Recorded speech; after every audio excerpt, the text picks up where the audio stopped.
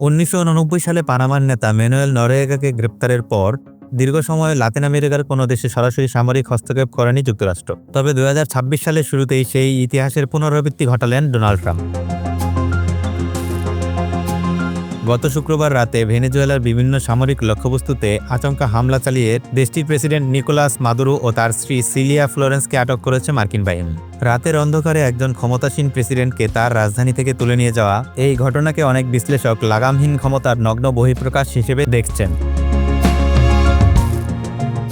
মার্কিন president Trump সামাজিক যোগাযোগ মাধ্যমে একটি বার্তার মাধ্যমে এই অভিযানের কথা জানান। 74 শব্দের সেই পোস্টে তিনি স্পষ্ট করে দিয়েছেন যে নিজের বিচিত্র সব পররাষ্ট্রনীতি বাস্তবায়নে তিনি কতটা বেপরোয়া হতে পারেন। আন্তর্জাতিক আইন বা এই ধরনের পদক্ষেপের সুদূরপ্রসারী পরিণতির তোয়াক্কা না করেই তিনি মাদুরোকে মার্কিন একটি জাহাজে করে নিউ ইয়র্ক নিয়ে আসার ঘোষণা দিয়েছেন, যেখানে তাকে বিচারের মুখোমুখি করা হবে।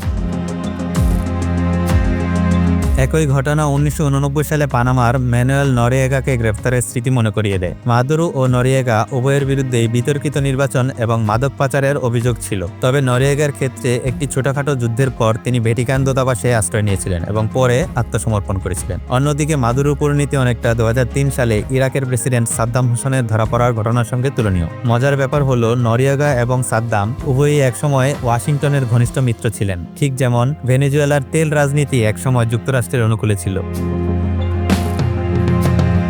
যুক্তরাষ্ট্রের দাবি মাদুরো অবৈধভাবে ক্ষমতায় বসেছেন এবং ব্যক্তিগতভাবে মাদক পাচারে জড়িত। এই অভিযোগে গত কয়েক মাস ধরেই ক্যারিবীয় সাগরে নৌবহর ও পরমাণু ডুবোজাহাজ মোতায়েন করে রেখেছিল যুক্তরাষ্ট্র। ট্রাম্পের এই পদক্ষেপের পেছনে কেবল দমন নীতি নয়, বরং 19 শতকের মনরো মতবাদ পুনরুজ্জীবিত করার লক্ষ্য রয়েছে। এই মতবাদ অনুযায়ী পশ্চিম গোলার্ধকে যুক্তরাষ্ট্রের একক প্রভাবাঞ্চল হিসেবে গণ্য করা হয়। ট্রাম্পের মূল লক্ষ্য হল এই অঞ্চলে চীনের প্রভাব খর্ব করা এবং ভেনেজুয়েলার বিশাল তেলের মজুদের উপর নিজেদের নিয়ন্ত্রণ ফিরিয়ে আনা।